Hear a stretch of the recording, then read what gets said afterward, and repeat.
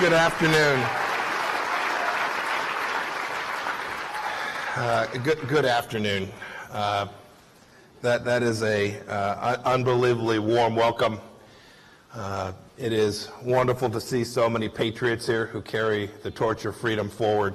Thank you all for being here. It was great. I heard Tony say too. I was glad. It sounded like there were a few more Marines than Army guys here. But I am so privileged to have the opportunity to be here. There were some folks who didn't want me to come here today. I don't know if any of you read about that. But it seems to me only natural that an American Secretary of State would come to talk to you about America's values and interests. And I know that religious freedom is important to each of you, and it's important for me to be here today to talk to you. Thanks, Tony, for your kind introduction and for the opportunity to speak here today. I've known Tony as a fierce, courageous defender of America's essential freedoms, the thing that I do now each and every day as a Secretary of State. And I didn't know that Tony had a connection to the State Department until I was preparing for this. A few years ago, he was part of our anti-terrorism assistance program. And someone said that the dark was scared of him. I hope the terrorists were scared of him, too. Thank you, Tony, for your important work. This State Department, under President Trump, is fighting to make sure that American citizens and American interests come first in our foreign policy.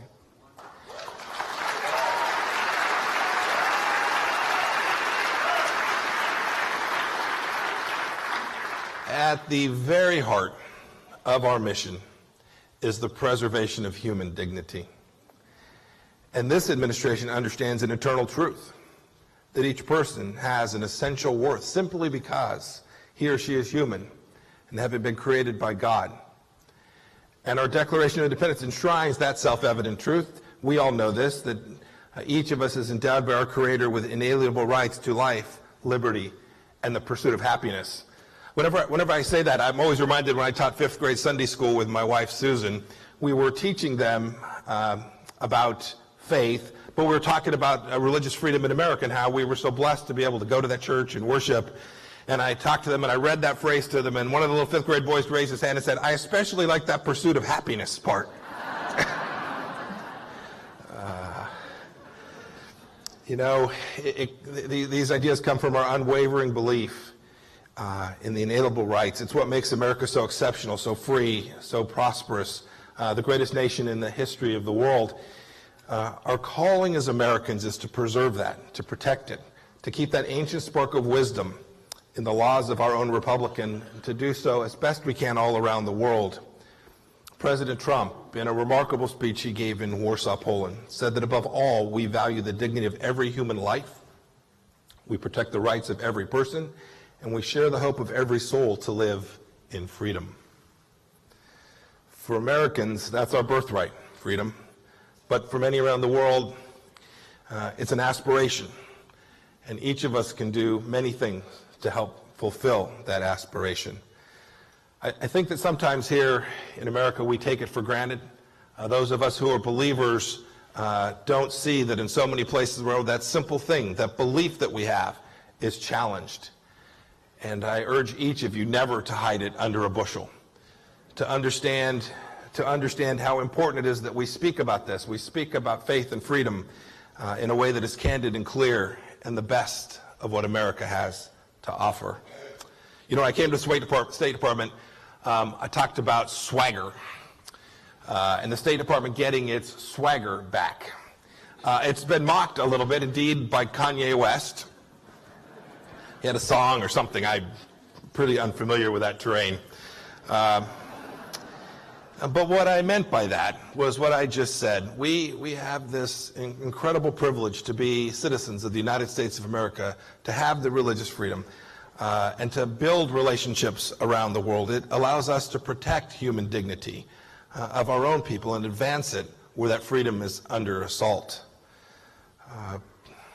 I want our diplomats, those diplomats who are tasked with representing you all around the world, I want them to comfortably, unapologetically, and respectfully advance American ideals and interest in every corner of the world.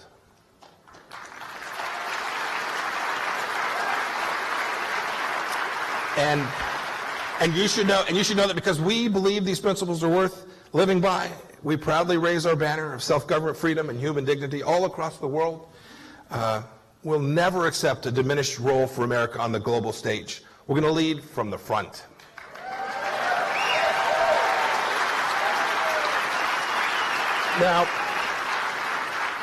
Now, it's a little different from when I was a soldier. I'm now a diplomat. I think you can see the change already. Yes, you laughed just exactly right there. My team, my diplomatic team, has responsibility on a couple of fronts. I want to talk to you about them. First is we need to make sure that America prospers here at home. So the work that we do abroad should be designed to support President Trump's efforts to make sure that America's economy is strong. We all know that human dignity depends on work, and the opportunity to work is something that the State Department has a role in, to bring people to America, to invest, to help create and grow this remarkable economy that is ours here in the United States. The Trump administration fights for jobs at home because we know that the ability of every man and woman to put their hand to labor is not just a matter for their pocketbooks. It's about human dignity and pride. We also know, and this is what I want to focus on today, that we're ensuring human dignity by advancing one of our most cherished and indispensable liberties. It's enshrined in the First Amendment. It is our religious freedom. Since the earliest days of his presidency, President Trump has directed all of us in his administration to advance and defend religious freedom at home and abroad, because religious freedom is a universal, a God-given right to which all people are entitled.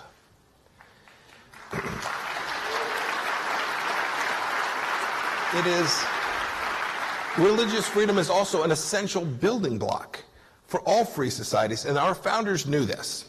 It's a freedom that I care personally about, and I know you do as well. It's the one that drew me to serve my country in the United States Armed Forces. But sadly today, more than 80% of the global population lives in countries that place significant limitations on religious freedom. And I know it brings many of us heavy hearts to watch the ongoing persecution of Christians and other minorities in countries like the Islamic Republic of Iran.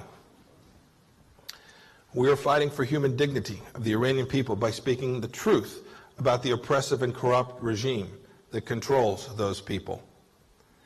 Religious minorities in Iran are routinely imprisoned, stripped of their rights, kicked out of their jobs, and subject to many other abuses.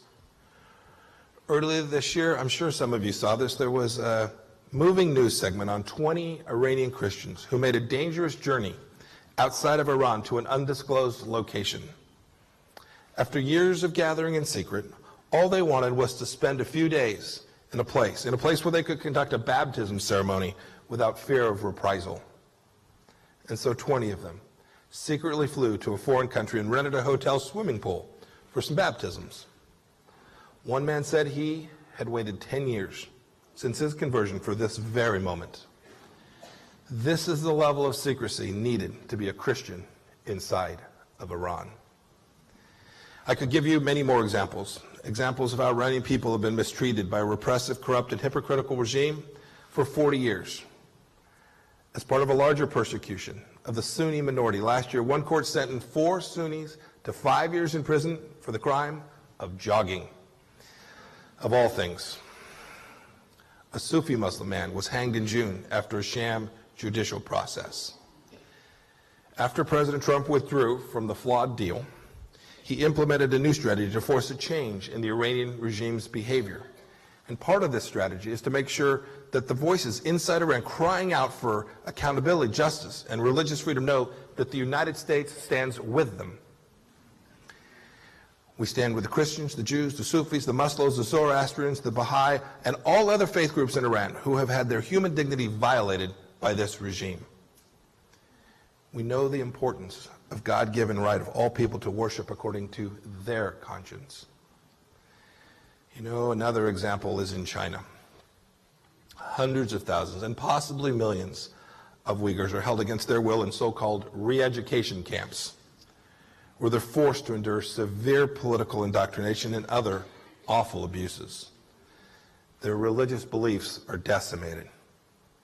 And we're concerned, too, about the intense new government crackdown on Christians in China, which includes heinous actions like closing churches, burning Bibles, and ordering followers to sign papers renouncing their faith. You know, one of the most important things I think I can do in my role as Secretary of State is to speak to these issues. Tony referred to the first ever religious freedom ministerial that we held at the State Department. Now, if you're like me, you don't know what a ministerial is. 2 years ago, I probably could not have told you. Let me try it this way. When I was a deacon at my church back home, if we were trying to confront a problem, we held a meeting. That's what, it's just a meeting. But it was an important meeting. It was a meeting where representatives from over 80 countries attended a unique event to stand with the United States in our cause of defending the rights of all individuals to worship how they choose and to believe what and how they want. We let the world know that religious freedom mattered and that it is a fundamental human right, and the United States would expect them to honor that. I must say, when the meeting kicked off, I didn't know exactly what to expect, but the response, the pent-up demand for this opportunity was so overwhelming that we're going to do it again next year.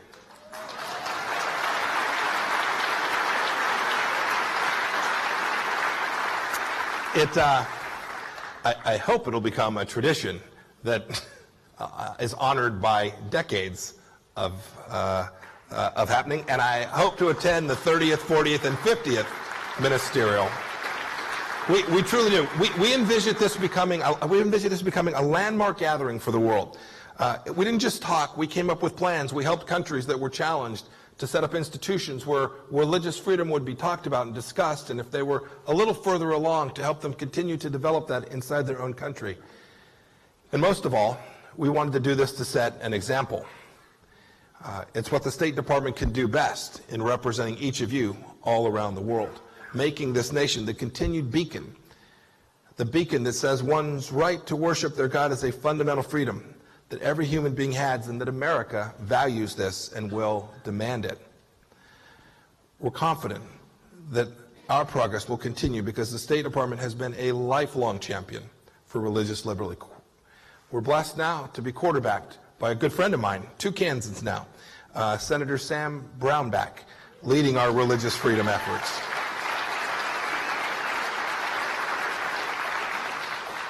As I close today, a couple thoughts.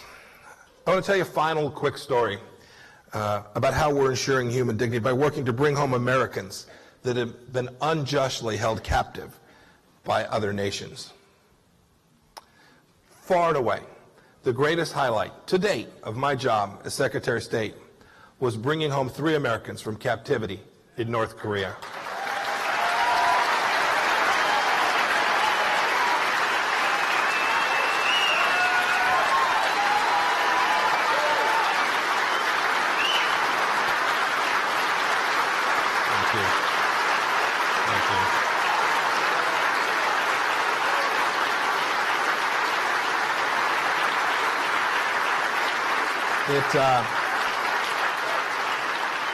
It's emotional still to speak about it. When Kim Dong-chol, Kim Hak-song, and Tony Kim got off our plane at about 2:30 a.m. at Andrews Air Force Base, their faces were bursting with tears of joy. They hugged and they wept with their families. And President Trump was on the tarmac to meet them.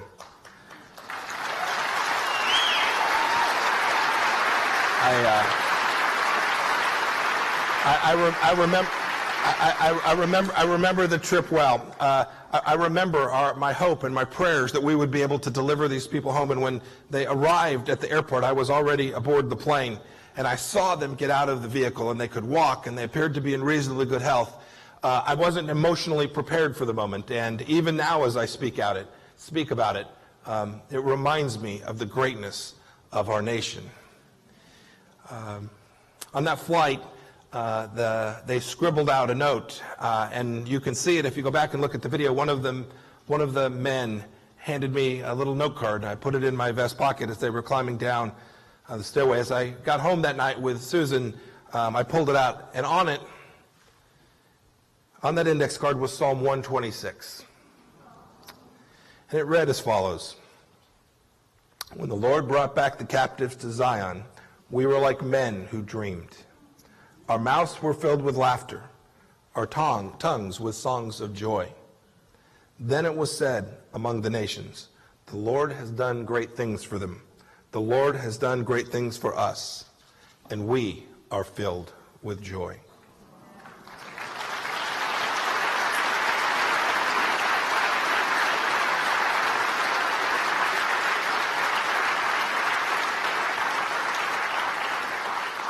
Even as we sit here today in this beautiful hall, there are thousands of Christians and people of other faiths in North Korea and around the world, like Kim Dong-chol, who are praying for deliverance from captivity and from fear of persecution.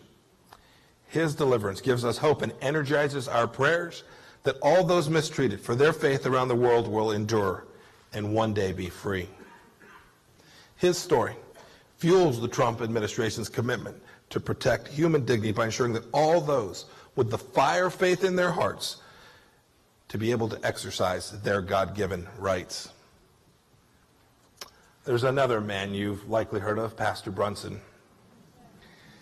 Let me say right now here, we are sparing no effort to return Pastor Brunson home to the United States.